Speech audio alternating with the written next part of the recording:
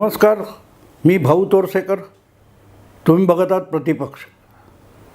मित्रांनो, बातम्या बघितल्या की कधी कधी गंमत वाटते. याचं कारण बातम्या देणारे जे आहेत आणि बातम्यांचं विश्लेषण करणारे सुद्धा आहेत, त्यांच्यामध्ये सुद्धा राजकारणाचा प्रभाव किती पडायला लागतो ह्याचा आनंद मी ह्या यूट्यूब माध्यमातून घेत असतो. म्हणजे यूट्यूबवर जसा माझा व्हिडिओ जातो तसंच हिंदी, इंग्रजी वेगवेगळ्या देशभरच्या पत्रकारांचं काही ना काही येत असतं आणि ते मी चाळत असतो. काल मी एक व्हिडिओ बघितला, त्याच्यात मला गंमत अशी वाटली की जे स्वतःला तटस्थ परखड पत्रकार म्हणवतात आणि बाकीच्या मेनस्ट्रीम मीडियावर गोदी मीडिया असा आरोप करतात, तेच आता एकमेकावर गोदी मीडिया असा आरोप करायला लागलेले आहेत. कारण त्यांच्यात सुद्धा आता मोदी विरोधातला गट असलेला पत्रकार, म्हणजे स्वतःला तटस्थ म्हणजे काय, तटस्थ असण्याची व्याख्या काय असते तर मोदींना शिव्या घालायच्या, भाजपच्या विरुद्ध बोललं की आपण तटस्थ आणि फार स्वयंभू पत्रकार, प्रामाणिक पत्रकार हे गेले 2 वर्ष आपण ऐकतोय. बाकीचे पत्रकार असतील जे मोदींना शिव्या घालत नाही किंवा भाजपच्या विरोधात बोलत नाहीत म्हणून ते गोदी मीडिया असतात. म्हणजे तटस्थतेची व्याख्या आता सोपी झालेली आहे की तुम्ही भाजपच्या विरुद्ध असलात की तुम्ही तटस्थ पत्रकार असता आणि भाजपच्या बाजूने बोलला नाहीत तरीही तुम्ही भाजपवाले असता, कारण तुम्ही भाजप आणि मोदींच्या विरुद्ध बोलत नाही. तटस्थ असणं म्हणजे भाजपच्या विरुद्ध असणं. असो, तर असा जो वर्ग स्वतःला तटस्थ म्हणत होता त्यांच्यामध्ये सुद्धा आता लठ्ठालठ्ठी सुरू झालेली आहे. कारण सगळे मोदी विरोधी असलेले जे तटस्थ पत्रकार आहेत, स्वयंभू पत्रकार आहेत, त्यांच्यामध्ये आता इंडी अलायन्स म्हणजे जी मोदी विरोधात, भाजप विरोधात काँग्रेसच्या नेतृत्वाखाली अखिल भारतीय आघाडी बनवली गेलेली आहे, गठबंधन म्हणतात ते बनवलं गेलेलं आहे. त्याच्यात काँग्रेसची बाजू घेणारे आणि काँग्रेसच्या चुकांबद्दल बोलणारे असे 2 तट पडलेले आहेत. आणि जे स्वतःला कडवे काँग्रेसनिष्ठ समजतात, बोलत नाहीत, समजतात, ते मग ममताच्या विरोधात बोलतात, नितीशच्या विरोधात बोलतात, अखिलेशच्या विरोधात बोलतात. का तर काँग्रेससाठी हे प्रादेशिक पक्ष हे बळी जायला तयार नाहीत. कसं विचित्र राजकारण मांडलं जातं बघा मित्रांनो. म्हणजे भाजपला हरवायचं आहे हा सगळ्यांचा हेतू आहे. ममता असो, नितीश असो, काँग्रेस असो, केजरीवाल असो, उद्धव ठाकरे असो, सगळे, शरद पवार. पण त्यांचं समर्थन करणारा जो एक पत्रकारांचा गट तयार झालेला आहे, जो स्वतःला स्वतंत्र पत्रकार, तटस्थ पत्रकार, प्रामाणिक पत्रकार म्हणवतो, पण सतत भाजपच्या विरुद्ध बोलत असतो, मोदींना शिवीगाळ करत असतो, असा जो तटस्थ पत्रकार आहे, त्यांच्यामध्ये आता इंडी अलायन्ससारखी दुफडी मागायला सुरुवात झालेली आहे. आपण बातम्या बघतो ना की इंडी अलायन्समध्ये तिकीट वाटपावरून, जागा वाटपावरून धुसफूस. बंगालमध्ये ममता काँग्रेसला जागा द्यायला तयार नाही. उत्तर प्रदेशमध्ये अखिलेश काँग्रेसला 2 किंवा 3 पेक्षा जास्त जागा द्यायला तयार नाही. मायावती इंडी अलायन्समध्ये यायला तयार नाही आणि म्हणूनच ती भाजपची बी टीम आहे. अरे, एक स्वतंत्र पक्ष असेल, तो स्वतंत्र पक्ष आपण निवडणुका लढवून आपला एक वोटर बेस तयार करतो, आपल्या जागा निवडून आणतो. ते ह्या पत्रकारांच्या आग्रहाखातर त्यांनी भाजप किंवा काँग्रेसच्या गोटात गेलं पाहिजे. ही कुठली लोकशाही आहे? ही कुठली लोकशाही आहे? त्यांनी आपला वोटर बेस तयार करायचा आणि पुरोगामी पत्रकारांच्या आग्रहासाठी त्यांनी काँग्रेसबरोबर गेलं पाहिजे. आणि तुम्ही काँग्रेसबरोबर जात नसाल मग तुम्ही भाजपसाठी मतविभागणी करताय.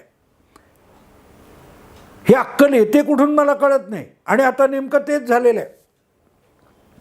जे आजपर्यंत निवडणुका डोळ्यासमोर नव्हत्या तोपर्यंत 2019 पासून 2024 पर्यंत भाजपच्या विरुद्ध अखंड बोलत होते आणि आपण कसे सगळे खरे पत्रकार आणि मोदी विरोधात किंवा भाजप विरोधात बोलत नाही ते सगळे गोदी पत्रकार असं म्हणणारे होते. त्यांच्या दडपणामुळे, आग्रहामुळे, सातत्याच्या प्रचारामुळे हे सगळे बिगर भाजप पक्ष एकत्र आले. ज्यांनी इंडिया अलायन्स काय ते केलं. नितीश कुमारने त्याच्यात पुढाकार घेतला होता. पटना, मुंबई, काय ते बंगलोर, दिल्ली अशा बैठका झाल्या. पण आता त्यांच्यामध्ये जे काय 28 पक्ष एकत्र आले त्यांच्यामध्ये जागा वाटप धड होत नाही आहे आणि हे सगळे पक्ष एकमेकावर कुरघोडी करायला लागले. तेव्हा या सगळ्या तथाकथित स्वतंत्र प्रामाणिक पत्रकारांमध्ये पक्षाच्या निष्ठेनुसार दुफडी दिसायला लागली. ममता बॅनर्जी इंडिया अलायन्स बुडवणार, नितीश कुमार इंडिया अलायन्ससाठी अडथळा झालेला आहे, मायावती भाजपची बी टीम बनून इंडिया अलायन्सला बुडवणार आहे. अरे तुम्हाला पाहिजे होतं, पण मायावतींनी कधीही इंडिया अलायन्समध्ये येण्याचं मान्यसुद्धा केलं नव्हतं. एकाही बैठकीला मायावती गेल्या नाहीत किंवा मायावतीला इंडिया अलायन्समध्ये बोलवलेलं सुद्धा नव्हतं. मग इंडिया अलायन्ससाठी मायावतींनी दगाबाजी केली हा विषय आला कुठून? आणि सवाल असा असतो की काँग्रेसच्या तालावर तुम्ही बाकीच्या पक्षांनी नाचलं तरच ते प्रामाणिक आहेत, नाही तर BJPची बी टीम आहे हे कुठून आलं? त्या पक्षांनी काँग्रेसला संपून अखिलेश असो किंवा मायावती असो हे दोन पक्ष उत्तर प्रदेशात स्वतःचं बळ निर्माण करू शकले. तेव्हा भाजपसुद्धा दुबळा होता, काँग्रेससुद्धा दुबळा होता. पण काँग्रेसचा सगळा व्होटर बेस, काँग्रेसची सगळी व्होट बँक पळवूनच समाजवादी पक्ष आणि बसपा बहुजन समाज पक्ष हे वाढलेले आहेत. त्यांनी काँग्रेसला खाऊन टाकलं. पण ज्या वेळेला ते काँग्रेसला खात होते तरीही ते भाजपच्या विरुद्ध होते, तेव्हा ह्या सगळ्या पत्रकारांची तक्रार नव्हती. आज गंमत अशी आहे की भाजप उत्तर प्रदेशात इतका तगडा पक्ष झालेला आहे की त्याच्यापुढे सगळे बारगळलेले आहेत. अशा वेळेला त्या सगळ्यांनी एकत्र येऊन भाजपला हरवलं पाहिजे असं ह्या सोकॉल्ड प्रामाणिक पत्रकारांचं मत आहे. आणि त्यावरून मग भाजपच्या विरोधात असलेले आणि इंडिया अलायन्समध्ये सहभागी झालेले जे पक्ष आहेत त्यांच्यावर सुद्धा ही टीका करायला लागलेत. आणि ती टीका त्या पक्षांपुरती मर्यादित न राहता त्या सत्य हिंदीवर मी बघत होतो, कोणतरी एक असे 2-3 पत्रकार होते जे एक ममताची बाजू घेत होता, दुसरा अखिलेशची बाजू घेत होता आणि तिसरा त्या दोघांनाही भाजपचे काय ते बगलबच्चे दलाल ठरवून त्यांच्यावर अटॅक करत होता. का तर ह्या बाकीच्या पक्षांनी काँग्रेसची मांडलिक होऊन, काँग्रेसला शरण जाऊन, काँग्रेसचे दलाल बनून भाजपला हरवायला काँग्रेसला मदत केली पाहिजे. मुद्दा असा आहे की काँग्रेसकडे जर उत्तर प्रदेशमध्ये 2-2.5% मतं आहेत तर त्यांना अखिलेशनी आपल्या जागा का सोडाव्यात? उत्तर प्रदेशच्या 80 पैकी जर 6 जागीसुद्धा काँग्रेस दुसऱ्या क्रमांकाने पराभूत झालेली नसेल तर मग काँग्रेसला 6 जागा का द्यायच्या? बंगालमध्ये ममता बॅनर्जींनी काय त्या 22 जागा जिंकल्या, भाजपने 18 जागा जिंकल्या, काँग्रेसने 2 जागा जिंकल्या. तर त्या 42 बंगालच्या जागांमध्ये 6 जागी 8 जागीसुद्धा काँग्रेसचा उमेदवार दुसऱ्या क्रमांकाने पराभूत झालेला नाही. तर ममता दिदीने काँग्रेसला जागा का सोडायच्या? उलट भाजपला हरवायचं ना, मग काँग्रेसने आपली मतं ममताच्या झोळीत टाकावी. तुम्हाला भाजपला हरवायचं आहे की काँग्रेसला जिंकवायचं आहे हे स्वतःला तटस्थ आणि काय ते प्रामाणिक पत्रकार म्हणवतात त्यांनी या गोष्टीचा आधी खुलासा करावा की ते भाजप विरुद्ध आहेत की काँग्रेसचे आहेत. जर तुम्ही भाजप विरुद्ध असाल बिघडत नाही, मग तुम्ही भाजप पराभूत कसा होईल या दृष्टीने भूमिका मांडली पाहिजे. आणि त्या भूमिकेत आडवा येणारा कुठलाही पक्ष असो, मग ममताचा असो, नितीशचा असो, अखिलेश असो किंवा काँग्रेस असो, त्याला ठोकलं पाहिजे. आपली ताकद नसताना उत्तर प्रदेशमध्ये काँग्रेसने 6 जागा मागायच्या, तुम्हाला 1 जागा जिंकता येते कशीबशी, तीसुद्धा वडलार्जित म्हणून रायबरेलीची, आणि तुम्ही 6 जागा मागता. त्यावेळेला काँग्रेस मोठेपणा करत असतो. बंगालमध्ये तुम्ही 2 जागा जिंकल्यात, पण आणखीन 2 जागी तुम्ही दुसऱ्या क्रमांकाची टक्करसुद्धा देऊ शकत नसाल, तर काँग्रेसने 4 जागा मागणं हा आडमुठेपणा असतो. आणि त्यामुळे भाजप विरोधातले जे पत्रकार आहेत त्यांनीसुद्धा तिथे ममताचं समर्थन केलं पाहिजे की काँग्रेसने जागा दिली म्हणजे ती भाजपला गेल्यासारखी आहे, असा त्याचा अर्थ लागतो. तेव्हा टार्गेट पक्क करा. हे पत्रकार जे आहेत त्यांना माझं असं म्हणणं आहे की तुम्ही भाजप विरोधात असलात हरकत नाही, अजिबात भाजप विरोधात असायला हरकत नाही तुमची भूमिका, पण ती एकदा ठरवा की तुम्ही भाजपच्या विरोधात आहात की काँग्रेसचे समर्थक आहात.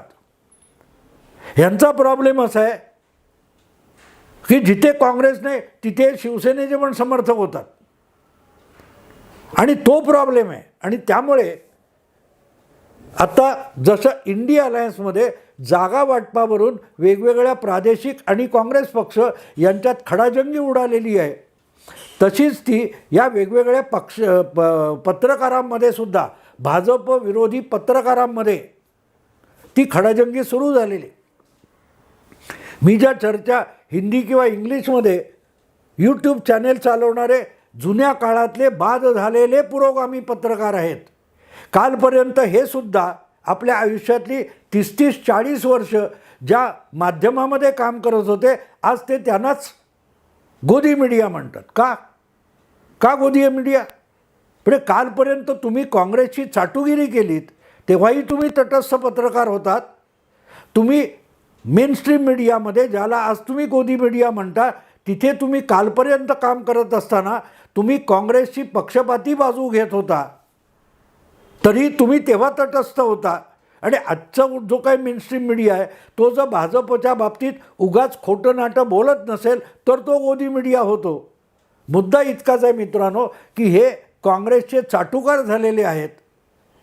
आणि त्यामुळे भाजप विरोधातले पत्रकार पण काँग्रेसचे चमचे नसलेले पत्रकार आणि काँग्रेसचे चमचे पत्रकार आणि भाजप विरोधातले पत्रकार यांच्यामध्ये आता खडाजंगी सुरू झालेली आहे. खडाजंगी सुरू झाली.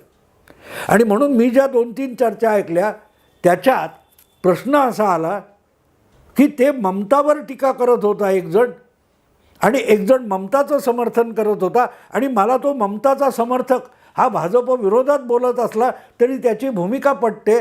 याचं कारण त्याचं म्हणणं असं की जर ममतानी स्वबळावर एक व्होट बँक, मतदारांचा एक गट तयार केलेला असेल तर तो काँग्रेसला फुकट का द्यायचा?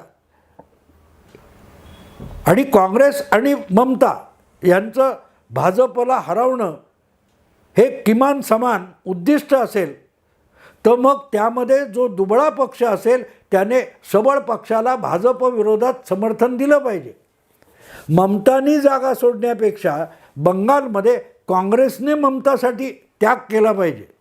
जसं मध्य प्रदेश आहे, राजस्थान आहे किंवा छत्तीसगड आहे, गुजरात आहे, इकडे काँग्रेस हा प्रबळ पक्ष आहे, तिसरा कुठला पक्ष नाही.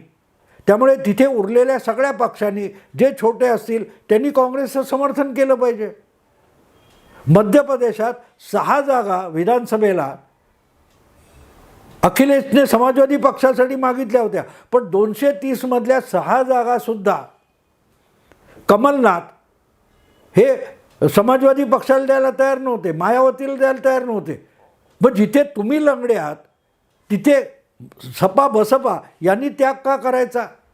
सांगायचा मुद्दा असा की आता हे छोटे पक्ष जे कालपर्यंत पाटणा, बंगलोर, मुंबई पुख्खा झाडायला मेजवानीसाठी येत होते, ते आता आपले चावायचे दात काँग्रेसला दाखवायला लागलेले आहेत की आम्ही तुमच्यासाठी जागा सोडणार नाही, आणि सोडायच्या असतील तर तुम्ही आमच्यासाठी जागा सोडा. तेव्हा ती दुफडी ही इंडिया अलायन्सपुरती मर्यादित न राहता ती तथाकथित बोगस सेक्युलर पत्रकारांमध्ये पण आलेली आहे. त्यातले काही ममतावाले, काही अखिलेशवाले झालेत आणि काही काँग्रेसशी अजूनही एकनिष्ठ आहेत. बंगालची गंमत आहे. बंगाल, उद्धव ठाकरे महाराष्ट्रातले, बंगालचे ममता बॅनर्जी किंवा तुमचा केजरीवाल का आणखीन कोण, अखिलेश यादव, हे काँग्रेसने बोलवलेल्या जागा वाटपाच्या व्हर्च्युअल ऑनलाईन बैठकीला सुद्धा गैरहजर राहिले. ऑनलाईन बैठकीला काय अडचण आहे? तुम्ही असाल तिथे इंटरनेटवर एकमेकाला जोडून घ्या आणि चर्चा करा. पण ममता बॅनर्जींनी त्या बैठकीला जाण्यासाठी साफ नकार दिला, अखिलेशनेही नकार दिला. याचं कारण काँग्रेस त्यांच्याकडे ज्या जागा मागते त्या त्यांना न्याय्य वाटत नाही. आणि बरोबर आहे, गेल्या विधानसभा निवडणुकीत उत्तर प्रदेशात जर अखिलेशने जवळपास 30-32% मतं मिळवलेत आणि काँग्रेसला 2% मतं असतील, तर काँग्रेसच्या 16 पटीने अखिलेशकडे मतं आहेत. तर मग अखिलेशने तुमच्या 2%ला किती भाव द्यायचा? पण मुद्दा असा आहे मित्रांनो, ती सगळीच्या सगळी. आणि मग आता उलटं कसं सुरू झालं आहे बघा. ममता बॅनर्जी बंगालच्या 42 पैकी 2 जागा ज्या काँग्रेसने 2019मध्ये जिंकलेल्या आहेत तेवढ्याच सोडायला ममता तयार आहे. उरलेल्या 40 जागांमध्ये काँग्रेसने काहीही मागू नये आणि तिथे काँग्रेसने उमेदवार करू नये. केलात तर उरलेल्या तुमच्या विरोधातल्या 2 जागासुद्धा तृणमूल काँग्रेस लढवेल अशी धमकी दिलेली आहे. आणि जर काँग्रेसला बंगालमध्ये 3 किंवा 4 जागा हव्या असतील तर तृणमूल काँग्रेसला आसाममध्ये काँग्रेसने 4 जागा किंवा 6 जागा दिल्या पाहिजेत अशी मागणी TMCने काँग्रेसकडे केलेली आहे. आणि नेमकी तीच गोष्ट आहे. अखिलेश यादवचं म्हणणंसुद्धा तेच असणार आहे की आम्ही 80मधल्या 4 किंवा 6 जागा काँग्रेसला सोडायच्या असेल तर मध्य प्रदेशात आमच्यासाठी 2 जागा सोडा, राजस्थानमध्ये 1 जागा सोडा, त्यांचा पक्ष तिथे आहे. मी सुरुवातीपासून सांगितलं, गठबंधन किंवा आघाडीचं राजकारण असतं. त्या आघाडीच्या राजकारणामध्ये मागणार काय यापेक्षा देणार काय ही मनस्थिती असली पाहिजे. तर आघाडी बनवता येते, आघाडी टिकवता येते, आघाडी चालवता येते आणि आघाडी म्हणून लढता येतं.